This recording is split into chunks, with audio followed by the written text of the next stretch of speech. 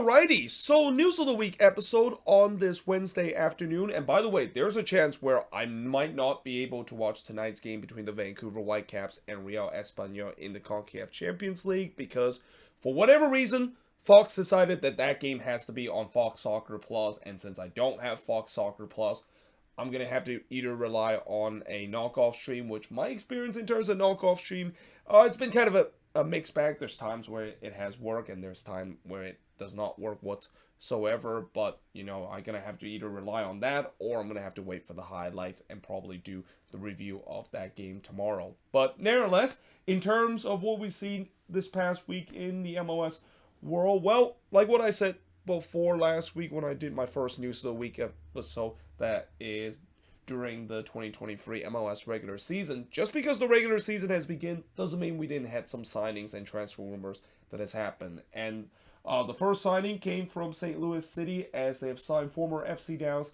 center back Lucas Bartlett to an MLS contract. Now, this has been a guy that has been on trial for St. Louis pretty much since the beginning of the season. And unfortunately for him, as much as I say he's a former FC Dallas center back, he hasn't really appeared at any minutes with FC Dallas. I mean, he was part of the Dallas Academy, even played a couple of games for the reserve team, but really kind of never made the cut to a point where he actually was moved on from FC Dallas, and now he's on trial for St. Louis City. But St. Louis probably saw something good of this kid, and they rewarded him to an entry-level MLS contract, and that, while I don't think he's going to be making a lot of appearance for the St. Louis side, I think this is kind of almost like an emergency kind of signing where in case if they're really dire in terms of losing a lot of defenders, and mind you, this was one of the big concerns for St. Louis heading into this season after knowing their star-studded center back Joakim Nelson might not be ready for this team, still recovering from a long-term injury, at least at the very, very earliest of coming back in June. They're already kind of down in terms of the center back depth. So, they signed him most likely just for an emergency center back depth, but nevertheless, it's a great opportunity for him to now potentially have another shot of playing for an MLS team, and we'll see whether that, of course, will work out. Speaking of defensive help, Sporting KC. So I mentioned before how I feel like this season, already early in the season, we have already seen a lot of teams that need some defensive help, and one of those teams is Sporting KC, who have signed Colombian defender Danny Rosario from Atletico Junior. Now, I expect he's probably going to be thrust right into the starting 11 because, Sporting KC don't really have a lot of option in the center back role, and that, they've been looking for a center back for a while now, and they hope that maybe he is going to be the guy that can fill in that role. I mean, there's no guarantee that he could be decent. I mean, I haven't heard a lot about this guy other than the fact that he's not like one of those young kind of Colombian or even one of those young South American players come to MLS and develop his career. I think he's now in the prime of his career at 29 years old. So yeah, he is clearly there to join Sporting KC to get some starting minutes, and that I think he's definitely going to do so, because when you look at the current center back depth and the center back partnership that they had in Valadir and Voltaire, or not Voltaire, but Fontas there, yeah, that's not really a center back partnership that a lot of Sporting KC fans will be very keen to be doing well. In fact, we've seen already before in this first two games how that backline was already been an issue, especially in the early part of the game. Now, speaking of defensive help, the Columbus Crew also got some defensive help by acquiring Gustavo Valencia in exchange for $170,000 or $175,000 general allocation money to the Colorado Rapids. And Gustavo Valencia have also just become one of those infamous players in MLS that have played for both sides of a rivalry. He used to be a former FC Cincinnati player, came in with FC Cincinnati during the expansion season. Now, I don't know if a lot of Cincinnati fans will be upset of seeing him join their rival, because I think during the time when Valencia was there for Cincinnati, he was part of that back line that was just an absolute train wreck. And, it's kind of sad to see that, this kid had some potential to be a decent player, and it just kind of hasn't worked out during his time with Cincinnati, and then also during the time when he was with the Colorado Rapids. But the good news is, at least he does get to join a team that will definitely have more success, but he's probably going to use more as a utility piece rather than a guy that maybe will be a starting piece or just a guy that come off the bench. Now, the Portland Timbers, they have signed Aja Ivicic to a contract extension. That is not a big surprise because, he is going to be the future for this Timber side for these next couple of years. And it's unfortunate that he hasn't been able to be the starting goalkeeper for this team, at least in the first two games, because he's still recovering from an injury that he suffered during the preseason. But once they, of course, have him back healthy, I'm pretty sure he's going to be between the sticks for this Portland Timber side. And FC Cincinnati also signed one of their players to a contract extension, and that player is Nick Hagelin. Now, obviously, Nick Hagelin, he is a guy that has seen less minutes for Cincinnati ever since he came to this team, but it makes sense why Cincinnati decided to re-sign him to a contract extension. He provides a very good locker room presence, and also he's well loved in the fan base, knowing the fact that he is a local kid, and I think like a lot of Cincinnati fans will never forget of him scoring that winner against Columbus to win them their first ever Hell Israel derby. Yeah, it makes sense, the fact that they decided to lock him down to a contract extension, even though unlike where Ivicic, his contract extension I think runs all the way to 26, Nick Hagelin contract extension only runs to 2024. Now, speaking of contract extension, the Seattle Sounders also set to sign a contract extension for Nuhu. Now, obviously, I know that this is something that I've seen teams done before, where when they have one of their more talented asset that they can sell off to either teams in Europe or other team overseas, they will lock them down to a long-term contract extension. That doesn't mean a player will be there until his contract, of course, runs out as part of the contract extension. But that means that if teams are looking to get them, they have to basically pay the full price. And I feel like that's kind of the same case with Nuhu. I mean, I think they said that the contract extension, they're going to lock him down all the way down to either 2025 or 2026. Now, I don't know if he's going to be there by then. In fact, I will be kind of surprised that he'll be by then, because I think Nuhu, knowing the fact that he's been with the Sounders for a very long time, and I think it is getting to that part of the time where I won't be surprised they might be moving on from him and selling him off to Europe for a big amount of money, and that we'll see whether if that, of course, will be the case down the line. But at least for now, Sounders fans can rejoice that one of their favorite, if not their favorite player, is going to be staying with this team for the foreseeable future. Now, moving on in the next news and talk about some transfer rumors. So, Minnesota United, they are set to sign South Korean attacker Jeon Sen-bin from Wolverhampton Wanderers, though he is actually currently on loan with Swiss club Grasshopper. Now, this is kind of interesting because the Loons, throughout this whole off-season and even into the beginning of the regular season, they keep wanting to sign a South Korean attacker. Like, it's almost like it's a given that they have to sign a South Korean player throughout this off season. Now, this is a guy that I've heard that he has earned only one cap with the South Korean national team, but he also scored doing that one appearance, and he's also relatively young too, only 20 years old. So there's definitely some upside to that. But also one thing that they also said that if the Loons are going to sign him to this team, he's going to be a young DP. So, yeah, we'll see how this, of course, will work out, because last time when Minnesota tried to sign a young DP, or sign a foreign young DP, and they actually went down to South America, so it was Thomas Chacon. Yeah, that did not work out for this team whatsoever. And I'm not saying that he might be another Thomas Chacon, but, I'm a little bit skeptical whether if this, of course, would work out. I mean, Minnesota has never had a good track record in terms of signing designated players, especially young designated player. Like, the only designated player I can think of that the Loons have actually got it right is Emmanuel Reynoso, and in some extent with Darwin Quintero. But yeah, we'll see whether, of course, if this, of course, would work out if they do decide opted to sign him, which I think it's going to be the case. I mean, there's multiple reports saying that he's already on his way to Minnesota, and it will be just a given day where the Loons will sign him outright.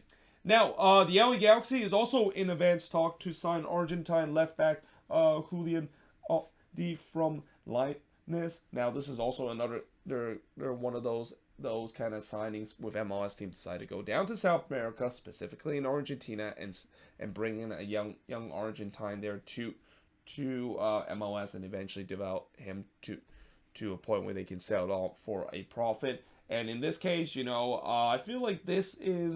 This isn't really a replacement with the way that, I feel like maybe this is just a move that if they do sign him, they'll put him in the left back spot, and then they can push Raheem Edwards a little bit further, because the current left back for this team is Raheem Edwards, and he's kind of more of a winger and plays more like a left wing back that likes to bomb for on the attack rather than help out on the defensive department. So I think this will be a signing that will definitely help Raheem Edwards kind of get his wish to push more forward and maybe be kind of a left wing back or even playing in that winger position. And maybe that can solve the issue of this Galaxy team, of the fact that they're still actively looking for a winger, and they haven't been able to have a lot of success. And that maybe one way to do it is just kind of look within, just maybe give Raheem Edwards a chance to push in the winger position, and maybe sign a left back in replace of his position. And I think that's exactly what the Galaxy is thinking right now. But now, moving on in the last two news, and we're going to talk about some CCL news, because, yesterday was the first day of CCL action, and in the round of 16 in the first leg, and there was definitely a couple of interesting CCL news that came out of yesterday. First of all, we had technical director for Violeta AC is actually working with CONCACAF in terms of trying to get this entire squad and staff to obtain a visa in order to travel to the U.S. for its second leg affair with Austin FC. Now, they said that currently only 12 members for the Violeta staff and squad actually have a visa to travel to the U.S. to take on Austin FC in the second leg of this CONCACAF tie. And I'm really hope that eventually they will work this out, because I feel like this could be a similar situation where we saw what happened with the New England Revolution when they also play against a team in the Caribbean. I'm not quite sure if I remember it was a Haitian team that they were facing, but they were basically facing a team that just had a lot of an issue in terms of trying to get obtain visa for players to play overseas, and also or obtain a visa to basically go into the U.S. to face against an MLS team. And this will be such a shame if Violeta will have to force the forfeit if they can't get this right, because what they did in that first leg against Austin is going to go down as one of the biggest upset and one of the most stunning upset we've seen a team in CCL has done to an MLS team. And the fact that they're basically have to forfeit this if they can't figure this out, because I think if they forfeit this, then I think Austin basically automatically move on into the next round, because I know people say that if you forfeit the next game and you can get like a 3-0 result, and that of course ties the aggregate, and then we'll let the craziness of CCL to decide who's going to be moving on to the next round. I think FIFA also have a specific law where if you decide to forfeit a game, basically you just forfeit the tie. And again, that's kind of what we saw last year with the refs CCL opponent basically forfeiting both of those games, and the refs basically earn an easy ticket to move on into the quarterfinal of the CONCACAF Champions League. But in this case, it will hurt more because of the fact that, I think a lot of people will be very, very upset of seeing Austin moving on after they just got absolutely squashed by Violeta yesterday, and that I really want to see this second leg. I mean, I said before in the review yesterday that I think Austin still has a chance to move on into the next round, but I don't want them to move on into the next round just because of the fact that the other team had some visa issue. And again, it's unfortunate that of course is the case. I'm kind of surprised that they didn't really kind of mention this even before when this two-legged affair in this first leg that is happening. But yeah, I'm really hoping that eventually they'll figure this thing out and that they will get their chance in the second leg, to a point where they definitely have the upper hand. I mean, I know Austin will definitely come back into this one, but Violeta, after what they did in the first leg, the confidence level for them has to be at an all-time high, and that they will have the belief that they they don't even need to win that game against Austin. As long as they don't lose more than 3 goals, or even get an away goal in that game, then they definitely have a shot of moving on into the next round and cause an all-time upset in terms of a CCL team that is not from Liga MX upsetting an MLS team to move on into the next round. Now, in terms of the last news and the other news that's involving CCL is Andre Pierre-Gignac.